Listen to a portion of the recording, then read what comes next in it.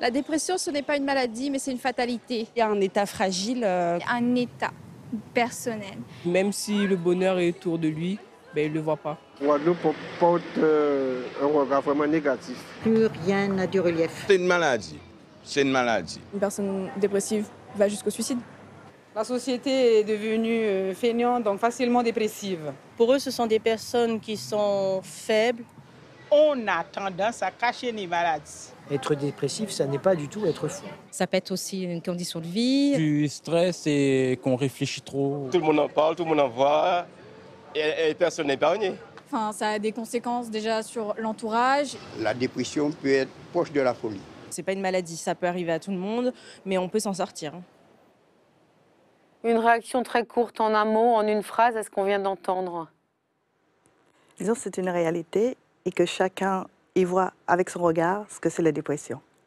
Merci. Alors bonjour à tous. La dépression est-elle toujours un tabou aujourd'hui? Pourquoi est-elle perçue dans nos territoires d'outre-mer comme une maladie encore honteuse? Pour quelles raisons l'entourage s'enferme souvent dans le déni face à la maladie de ses proches? Toutes ces questions, il est urgent de les poser ce matin et nous les posons sans tabou.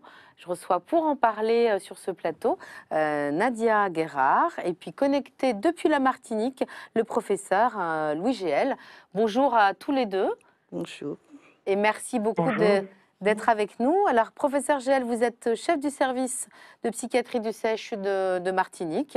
Merci en tout cas d'être avec nous pour accompagner avec votre regard d'expert cette émission. Nadia, vous avez 63 ans, vous êtes une ancienne infirmière aujourd'hui à la retraite. Vous êtes membre de l'association France Dépression. Vous animez entre autres un atelier que vous appelez la mélodie du corps. Tout à fait. Pour apprendre et réapprendre aux personnes dépressives à se regarder autrement. On va en rediscuter. La dépression est arrivée dans votre vie, vous aviez 38 ans. Oui, suite à un accident. Un accident de la voie publique. Qu'est-ce qui s'est passé? C'est-à-dire, j'ai porté secours c'est-à-dire c'était un suraccident. Donc, j'allais traverser la route et j'ai été projetée sur 35 mètres par une voiture qui arrivait, qui était trop pressée. Voilà. Et donc, j'ai été polytraumatisée avec une prise en charge de 36 mois et une phase de dépression par rapport à la rééducation. Et étant donné que j'étais une femme très active, au regard de tout ça, ce choc et ce arrêt sur image de ma vie, et en ayant 3 enfants, m'a conduit à un état de laisser aller. Et en fin de compte, j'ai eu un sursaut après quelques temps disant que quand même, j'ai 3 enfants, il faut que j'y arrive. Mais la famille pensait plus que j'étais cassée, mais pas pour mal-être personnel au plus profond de moi. Voilà. Après cet accident de la route, enfin cet accident de la voie publique, effectivement, vous avez eu un très très lourd travail de rééducation. Vous n'avez plus pu danser comme vous aimiez danser, faire du sport, faire du ski. Voilà. Et donc, voilà, vous étiez séparée de votre mari, vous vous êtes retrouvée avec 3 enfants. Et l'assistante de vie qui s'occupait de vous pour votre éducation, en fait, vous rentriez à la maison pour dormir. Pour dormir. Et c'est elle qui s'occupait des enfants. Et de dans moi. Un état de... Juste pour ne plus rester trop long. Je suis restée 8 mois en centre de rééducation, en pension complète. Et donc, comme c'était très difficile, cette charge, ne plus nous occuper et être, cette dépression de ghetto, on est coupé du monde parce qu'on ne fait plus rien. On ne nous demande plus rien de l'extérieur. C'est ce qui est terrible. Et après, reconquérir l'espace extérieur et la famille et le regard de l'autre, ça a été un long trajet. Aujourd'hui, vous êtes guérie? Je peux dire oui, mais avec des cycles de, quelquefois, nous sommes humains. Donc, quelquefois, des phases de dépression, mais de très courte durée, puisque j'ai des ressources que j'ai mises en place et avec un environnement qui me comprend. Voilà. Et le fait de pouvoir partager mon passé de dépressif avec d'autres personnes souffrant encore de cette maladie me permet d'avancer moi-même, de toujours en permanence, en rééducation. Mais je ne prends plus de traitement. Médicamenteux. Médicamenteux. Vous avez encore un accompagnement ponctuel, ponctuel, très ponctuel, voilà. Professeur Géal, évidemment, je ne vais pas vous demander de poser un diagnostic sur le cas de Nadia, ce n'est pas l'objet. Elle a utilisé plusieurs termes, laisser aller, ghetto. Comment vous réagissez à ces mots-là? Est-ce que c'est des mots qui vous sont très familiers? Je parle au psychiatre, évidemment. Oui, merci beaucoup. L'exemple qu'elle montre par son témoignage est vraiment d'une grande richesse parce qu'il représente vraiment beaucoup d'incompréhension que la population, que les familles ont autour des personnes qui sont affectées par un accident comme le Canadien ou par des maladies graves dans lesquelles la famille, l'entourage prête beaucoup plus d'attention le plus souvent à tout ce qui va toucher le corps et aux réparations du corps et qui sont respectées. Et une fois que ce travail de réparation physique a été fait, le plus souvent pour l'entourage, tout a été réglé. Voilà. Et comprendre qu'une personne qui a été sauvée, parce que quand on voit la gravité de ce qui est donné par l'exemple, elle a été vraiment sauvée par la haute technicité, technologie des médecins qui se sont occupés d'elle, du soutien qu'elle a eu sur le plan de sa santé physique. Et une fois que son corps a été réparé, et j'ai l'impression qu'il a été réparé avec une grande efficacité, eh bien, souvent l'environnement médical et la famille minimisent l'importance de la blessure morale, psychologique, de ce qu'il faut faire désormais, c'est retrouver une place de vivant, alors qu'elle avait l'impression qu'elle aurait pu mourir de cet accident. Et donc, c'est reconquérir une place dans la vie parmi les autres, alors que les autres ont un regard critique en considérant que peut-être qu'elle ne fait pas assez d'efforts d'elle-même pour en sortir, alors qu'elle a eu l'opportunité d'être soignée, qu'on prenne soin d'elle. Et on a souvent même une position où la famille, malgré son intention, peut culpabiliser un peu la personne de ne pas faire assez pour sortir. Et elle se sent du coup, la personne, enfermée dans l'image qu'on lui renvoie, dans l'image qu'on lui renvoie d'une faiblesse, de ne pas être capable de sortir, de reprendre sa place, alors que elle a fait un travail considérable et avoir survécu à 36 mois de rééducation, de traitement, c'est colossal comme effort. Et c'est colossal comme effort psychologique, moral, travail sur les émotions, travail également sur l'environnement, la vie, les représentations de la vie. Et donc, il faut trouver des ressources qui ne sont pas mises à disposition naturellement, spontanément, ni par les équipes médicales, même si elles font beaucoup d'efforts pour mieux prendre en compte cela, ni par la famille qui n'est pas suffisamment, à mon avis, aidée et informée pour comprendre l'attention qu'elle doit apporter à ce risque de dépression après des accidents graves comme celui qui a été rapporté. Alors, je vous coupe, professeur, mais est-ce que justement cette incapacité dont parle le professeur Géal d'un environnement à nous aider, est-ce que ça vous l'avez vécu? Tout à fait. Comment vous avez fait en sorte d'inverser le courant de cette influence extérieure? Cette influence extérieure, c'est-à-dire pour le montrer, même si j'avais des béquilles, je faisais des choses. Même si je ne pouvais pas, comment dirais-je, aller en cours, je demandais à y aller quand même. J'y allais pour qu'on me voie avec ce que j'ai. Et ça, ils n'arrivent pas à comprendre parce que tu ne peux pas marcher, tu as des béquilles. Ben non. Et c'est je ne sais pas où j'ai cherché cette force pour montrer que il faut que je m'en sorte parce que j'avais mes enfants. Et aussi ce moteur. Alors, on va revenir justement sur le moteur qui peut être aussi un élément déclencheur en plus de l'accompagnement. On va aller en Martinique, chez vous, professeur, voir un groupe de parole auquel on a assisté et puis également une plateforme téléphonique mise en place par SOS Crise, fondée par des anciens dépressifs qui sont devenus bénévoles mais qui sont aussi, qui utilisent aussi leurs compétences pour répondre aux appels. Vous prenez un traitement en ce moment, puisque vous m'avez dit que vous étiez à l'Anscola, vous aviez fait des tentatives de suicide? Une fois? Ok. Vous avez dit à la psychiatre que vous étiez embêtée par cette prise de poids? Des appels comme celui-là, Fabienne Sainte-Rose et son association SOS Crise en reçoit une dizaine par jour. Ce sont en majorité des femmes qui appellent aux situations variées. Pour Fabienne, il n'y a pas de profil type de la dépression. Les personnes appellent quand elles sont seules. D'accord? On a déjà eu des appels où le mari il n'est pas loin et la personne est déjà là en train de faire une tentative de suicide. D'accord? Donc, c'est des choses qui sont difficilement communicables. SOS Crise est une plateforme d'écoute créée en 2016 par Fabienne et ses psychiatres. Traumatisée dans son enfance par un inceste, elle connaît les états de crise. La dépression est une vieille amie avec laquelle Fabienne apprend à vivre. Et depuis 6 ans, elle encadre un groupe de parole pour des personnes ayant le même traumatisme qu'elle. Ce groupe, c'est l'AMVI. Donc nous arrivons au premier temps de parole. Donc chacun va se présenter en donnant son prénom, en partageant sur comment il se sent aujourd'hui. Je suis ici aujourd'hui parce que j'ai besoin de me ressourcer. Je n'ai pas envie de sombrer. Je n'ai pas envie de rentrer dans cet espace où j'étais pendant trop longtemps. Donc c'était pleurer, boire, me cacher, pleurer, boire, encore me cacher. Et mes enfants ont payé, mais vraiment ils ont payé le prix. Shermaine se rend à ce groupe de parole tous les samedis après-midi. Survivante d'inceste et de viol, depuis ses 16 ans, la dépression fait partie de son quotidien. Consommation d'alcool, d'antidépresseurs et d'anxiolytiques. En rupture avec sa famille, elle a dû surmonter seule sa maladie. Elle a rejoint l'AMVI après une dernière tentative de suicide. Depuis 2 ans, en fait, ils m'ont pris en charge. Et c'est depuis là que j'ai vraiment définitivement coupé les liens avec ma famille parce que je ne pouvais plus.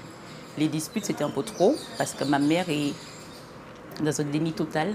Le fait de se rencontrer, de s'identifier, de partager les mêmes histoires, mais ça rompt l'isolement, donc ça crée du lien. Ça permet de se dire, effectivement, on n'est pas folle, mais on souffre de dépression, effectivement. Mais c'est un soulagement, ça permet de sortir de la honte. L'AMVI, c'est une thérapie pour Fabienne, Shermaine et les autres, un moyen d'aller sur la voie de la guérison. Quelques jours plus tard, nous retrouvons Shermaine à son domicile. Dans sa chambre, cette mère de famille s'est créé un refuge. Ici, elle s'enferme encore à clé quand elle a besoin de se sentir en sécurité ou quand elle rechute. Un automatisme de l'époque sombre où elle n'a pas su trouver de l'aide.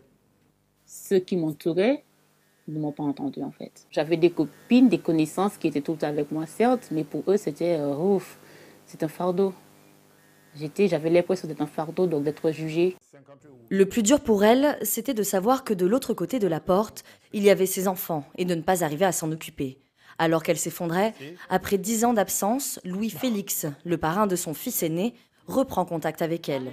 La dépression reste un sujet sensible dans sa famille, qui est dans le déni de l'inceste comme de sa dépression. On a plus l'impression qu'elle perdait la tête qu'elle faisait une dépression. Ça, cette réponse-là, je l'ai entendue. C'est ce qui a été dit. Elle est folle. J'ai dit, elle est en train de faire une dépression. Ne le fait pas de dépression, elle est folle. Shermaine est assimilée à une folle. Son cas n'est pas le seul. Les femmes dépressives sont parfois même diagnostiquées bipolaires. Le chemin vers la guérison n'en devient que plus difficile sans reconnaissance. La dépression est une maladie qui se guérit dans 90% des cas si elle est traitée. Avant d'avoir une réaction du professeur GL, comment vous réagissez, vous, Nadia, en voyant le témoignage Disons, ça reflète un peu ce qu'est la dépression et comment les proches nous mettent de côté, ils n'écoutent pas. Et c'est pour ça que souvent, j'essaie de développer un truc pour l'écoute, qu'on apprenne à entendre les mots, même à reprendre les mots de la personne pour l'intérioriser et pour être prêt à être un soutien, mais pas un conseiller ou pas un juge. Oui, voilà. Le mot folle, elle est folle, c'est quelque chose que vous avez entendu à demi-mot, à mon égard. Mais dans mon entourage, dès l'instant qu'on est dit qu'on n'est pas bien, ou du moins quelqu'un qui a besoin d'un soutien, on dit je ne suis pas fou, ou je ne suis pas folle. Parce que j'ai de ma famille aussi, qu'on côtoie des personnes qui ont besoin, mais on parle toujours de déni et de refus total. Comment vous réagissez, professeur GL, en voyant évidemment ces groupes de parole que vous avez contribué à mettre en place? Peut-être que vous pouvez nous en rappeler l'importance aujourd'hui dans le traitement finalement, de parler, de verbaliser. Alors absolument. Et je m'appuierai également sur un mot qu'a dit Nadia, c'est que les personnes qui ont ce niveau de souffrance attendent qu'on les écoute, mais les écouter, ça ne veut pas dire simplement les laisser parler, entendre ce qu'elles disent. Il Ça veut dire être capable d'interagir, de faire attention à ce qu'elles vont dire et de savoir choisir une réponse qui prend en compte ce qui vient d'être dit. S'il le faut, répéter les mots de la personne pour montrer l'attention qu'on lui porte. Et le travail que vous avez évoqué de la plateforme SOS Crise, c'est un travail donc, que nous avons construit, que j'ai l'honneur d'être président de SOS Crise. Et c'est un travail d'intervention téléphonique. Ça veut dire que c'est pas écouter seulement les gens, c'est savoir intervenir à ce qu'ils disent et intervenir en faisant attention à ne jamais être dans le jugement. Et Nadia a insisté là-dessus parce que c'est insupportable. Tous ceux qui autour vous donnent des conseils, vous disent ce qu'il faut faire, comme s'ils étaient là pour vous faire régresser, parce qu'ils vous donnent quasiment des ordres et ils vous disent tout ce que vous n'avez pas compris. Et donc, ils appuient un sentiment d'infériorité que déjà la personne qui souffre de dépression ressent. Et du coup, même si l'intention est de lui faire du bien en lui donnant des conseils qui paraissent pertinents, eh bien on aggrave la situation, on aggrave le sentiment de culpabilité. Et donc tout ce qu'il faut faire, et je crois que c'est aussi à nous, dans les structures hospitalières et les équipes médicales, de savoir mieux aider les familles parce que ce travail, il n'est pas simple. Quel conseil, justement, vous pouvez donner aux familles, à l'entourage? On voyait dans le reportage le parrain de Charmaine qui utilisait le mot fou. On est quand même aussi dans nos sociétés d'outre-mer avec l'idée que aller voir un psy, non, j'y vais pas parce que je suis pas fou. Il y a quand même aussi une éducation. Donc il y a deux mots dans ma question, l'accompagnement, le conseil et puis l'éducation. Comment vous faites? Alors c'est un gros enjeu aujourd'hui, notamment qui est travaillé avec l'Agence régionale de santé de Martinique, c'est de contribuer à sortir la psychiatrie de ce processus de déstigmatisation. Il faut vraiment contribuer à sortir de cette image négative qui pèse encore sur les familles, qui pèse sur la représentation qu'on a de la souffrance mentale. Et il faut bien comprendre qu'il y a différents niveaux de ressources. Et le travail là qui est montré par ces groupes de pairs, de personnes qui se retrouvent entre elles et qui peuvent élaborer un climat de confiance parce qu'ils partagent quelque chose qu'ils ont vécu et le partagent autant qu'ils le souhaitent et qui se sentent respectés et qui savent, parce que l'autre sait ce qu'il a vécu aussi, et donc c'est à quel point c'est pas des jugements, c'est pas des conseils, c'est du soutien, c'est de l'attention. Et je crois qu'il faut encourager ce type de groupe de parole de pairs, mais également encourager les familles à avoir de l'aide et ce qu'on appelle les aidants, puisque ce sont des aidants ponctuels, mais avec la dépression qui peut durer plusieurs mois, parfois plusieurs années si on ne trouve pas les bons outils thérapeutiques, il faut entendre le malaise des familles. Et je trouve que ce que Nadia a dit pas Nadia, dans le témoignage qu'on a eu sur les questions des enfants, mais Nadia l'a évoqué autrement, c'est culpabilisant pour une mère ou pour un père de ne pas trouver les mots, de ne pas trouver la ressource parce que la personne est épuisée sur le plan psychologique et émotionnel et ne se sent pas à la hauteur et en capacité pour aider ses enfants. Et donc, il y a besoin de prendre soin des enfants d'un parent déprimé, de les aider à comprendre et de les soutenir eux-mêmes parce qu'ils sont éprouvés par la maladie de leurs proches et aider le conjoint, tous ceux qui sont attentifs à la personne. Je crois que c'est le rôle de l'équipe de psychiatrie de les recevoir, de les aider, de les informer. Toute une démarche même qu'on appelle d'éducation, de psychoéducation. Ça veut dire donner tout un nombre de messages qui peuvent être utiles pour les aider à avoir une attitude plus juste, plus adéquate. Et c'est un effort pour eux aussi parce qu'ils sont épuisés par rapport à la longueur parfois qu'ils peuvent trouver de l'accompagnement. Et également, ils peuvent être contaminés par le pessimisme. Et elles se disent, mais elle rechute encore, on ne va pas en finir, on ne sait pas quoi faire. Et facilement, on va finalement lui reprocher de ne pas faire assez d'efforts parce que tout le monde trouve qu'il a déjà fait des efforts, mais parfois les efforts ne sont pas faits dans la bonne direction. Et c'est là le rôle de l'équipe et des structures associatives d'aider les familles à ce qu'on ait une position convergente pour mettre nos énergies ensemble. Puisqu'on parle des enfants, qu'est-ce que vous avez dit à vos enfants, vous, Nadia? Alors, une fois que vous étiez guérie, parce que quand vous étiez dépressive, vous n'étiez pas en capacité de parler.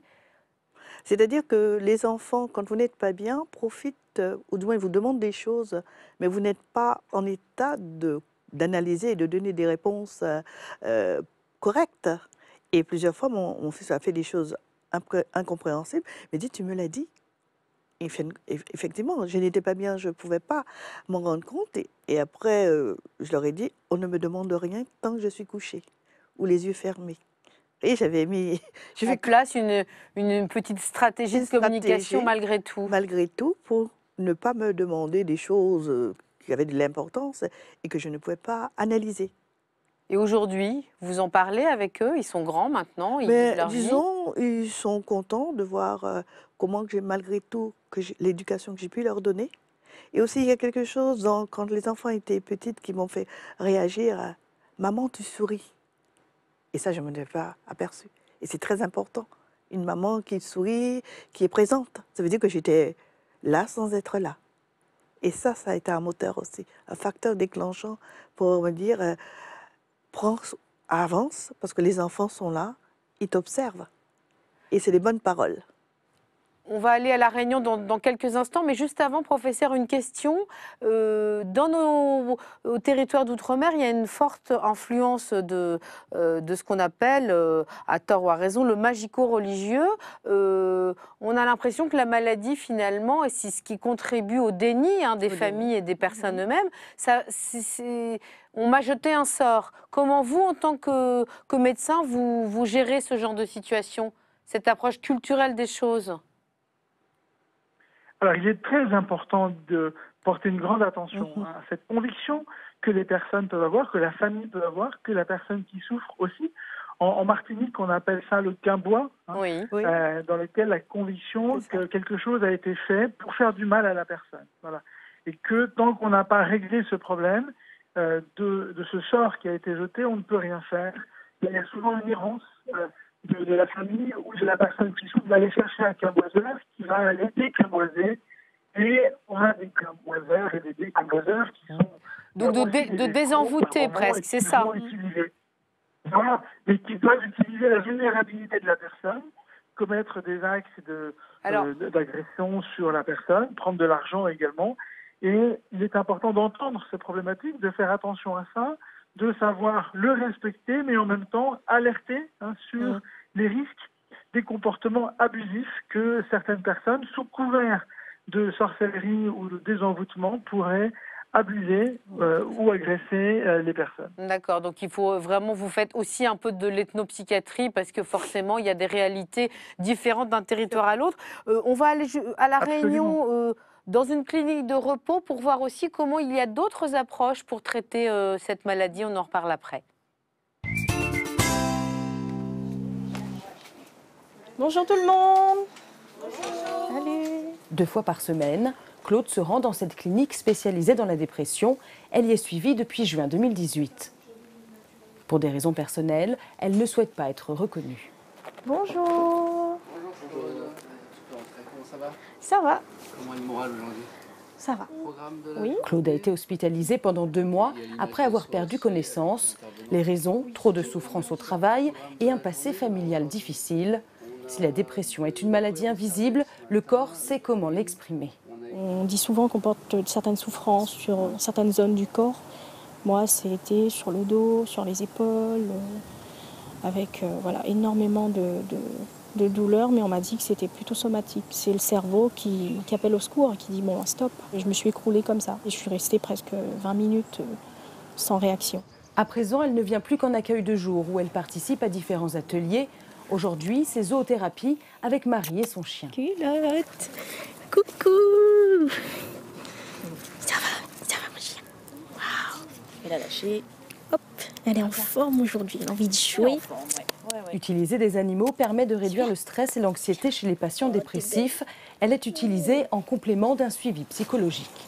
Ça permet une communication différente avec le patient que des entretiens plus formels. Renouer avec des émotions qui des fois sont oubliées, ça peut être des choses vraiment très simples, par le plaisir, le rire, les échanges. Il y a un atelier théâtre aussi, un atelier chant, des activités sportives. Des ateliers qui aident à retrouver confiance en soi, à oublier l'espace d'un instant la maladie.